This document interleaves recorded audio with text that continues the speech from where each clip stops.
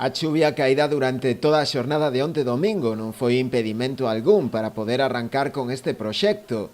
De monte a monte, territorios resilientes, organizado por diferentes comunidades galegas e portuguesas, como o caso da Fundación Monte Escola, Verde Gaia e Veredas da Estrela, e cofinanciamento da Unión Europea a través do programa Erasmus+.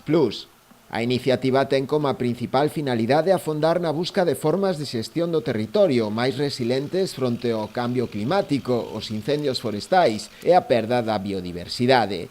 Na primeira das xornadas desenvolvida en Froxán tomaron parte ao redor dunhas 40 persoas. Durante todo o día estiveron desenvolvendo diferentes actividades, entre as que se incluíron unha observación nocturna de morcegos ou un espectáculo teatral que serviu para facer reflexionar sobre a destrucción ambiental do mundo rural. A de onte domingo foi a primeira das 10 xornadas de formación previstas, que continuarán ata abril de 2026.